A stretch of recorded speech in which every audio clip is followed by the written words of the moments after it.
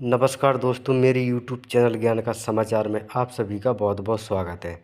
यह एक बहुत अच्छी कहानी है।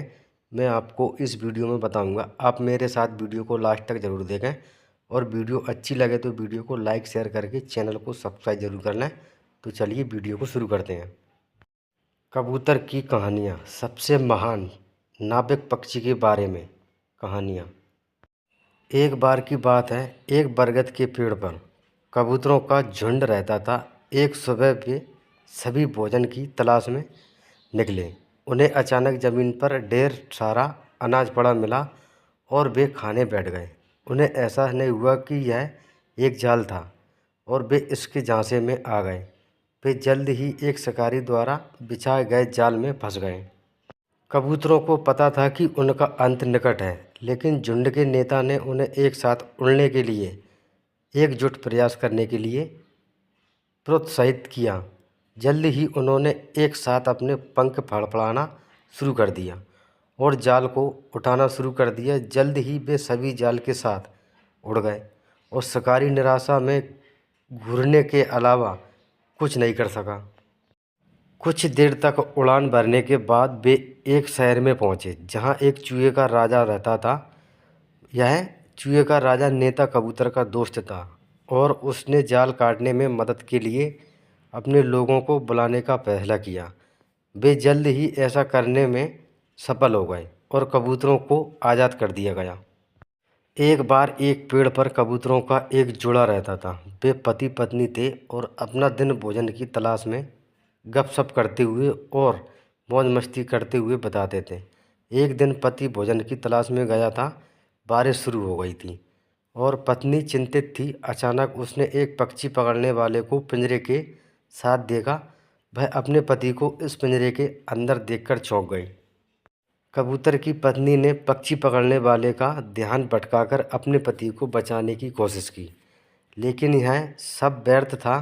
वह आदमी जल्द ही ठंड में कांपने लगा और उस पेड़ के नीचे बैठ गया जहां कबूतर रहते थे। पत्नी अपने पति के पास आई और रोने लगी। पति ने उसे रोने से मना किया क्योंकि उस दिन उनके यहाँ कोई मेहमान आया हुआ था। उसने उससे कहा कि उसे मदद की ज़रूरत है और उन्हें उसे एहसास महसूस कराना चाहिए। इसलिए पत्नी ने कुछ टहनियाँ लाकर उसके लिए आग जलाई। पति ने उस आदमी से कहा कि वह जल्द ही उसे पकाकर स्वादिष्ट भोजन बना सकता है। पक्षी पकड़ने वाला कबूतरों के आदित्य और दयालु से अभिभूत हो गया और उसने पति को आज़ाद करने का फैसला किया। सभी कबूतर बुद्धिमान नहीं होते और यहाँ एक ऐसे कबूतर की कहानी है जो सोचता था कि वह बुद्धिमान है, लेकिन वास्तव में वह बुद्धिमान नहीं था। एक बार एक पेड़ पर कबूतरों का एक जोड़ा रहता था। माँ ने एक शाखा पर अंडे दिए और पिता ने उन्हें बचाने का फैसला किया। एक दिन वे दोनों भोजन की तलाश में गए और वापस लौटे तो पाया कि उनके अंडे गायब हैं। उन्होंने इधर उधर ढूंढा, लेकिन वे उन्हें नहीं पा सके। बाद में उन्हें पता चला कि एक भूखी लोमड़ी पेड़ पर चढ़ गई थी और उनके सारे अंडे खा गई थी। पिता कबूतर बहुत क्रोधित हुआ और उसने घोंसला बनाने का फैसला किया, लेकिन जल्द ही उसे एहसास हुआ कि वह अकेले घोंसला नहीं बना सकता। इसलिए उसने मदद के लिए दूसरे पक्षियों को बुलाया। पक्षी मदद के लिए आए, लेकिन बीच में ही पिता कबूतर को लगा कि उसने सब कुछ जान लिया है और उसने पक्षियों को जाने के लिए कहा। जैसे ही पिता कबूतर ने घोंसला बनाने की कोशिश की, उसे एहसास हुआ कि वह ऐसा नहीं कर सकता।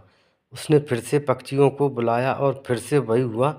पक्षी गुस्से में चले गए और पिता कबूतर फिर से अपना घोंसला बनाने में विफल रहा। उसने तिनके गलत जगह पर रखे थे, इसलिए उसने फिर से पक्षियों को बुलाने की कोशिश की, लेकिन इस बार एक भी पक्षी मदद करने नहीं आया। इस प्रकार पिता कबूतर ने अपना घोंसला कभी पूरा नहीं बनाया। कबूतरों की ये अद्भुत कहानियाँ हमें जीवन में बहुत सी व्यावहारिक बातों का एहसास कराती हैं और हमें उनसे सीखना चाहिए। हमें इन सीखों को अपने दैनिक जीवन में लागू करना चाहिए और जो हम करते हैं उसके प्रति अधिक जागरूक होने का प्रयास करना चाहिए। कहानी में हम देखते हैं कि पिता कबूतर अति आत्मविश्वास के कारण अपना घोंसला बनाने में असफल रहा। उसे अपने दोस्तों की मदद की ज़रूरत थी, लेकिन उसके अभिमान ने उसे बीच में ही रोक दिया और उसने खुद ही यह काम करने की कोशिश की। इस प्रकार हम सीखते हैं कि जब हमें मदद दी जाती है तो हमें इसे पूरी ईमानदारी से और पूरी तरह से लेना चाहिए। पाठ पूरा होने से पहले बीच में नहीं रोकना चाहिए। तो दोस्तों, मेरी वीडियो अच्छी लगी हो तो नीचे कमेंट बॉक्स में ज़रूर बताएं। धन्यवाद।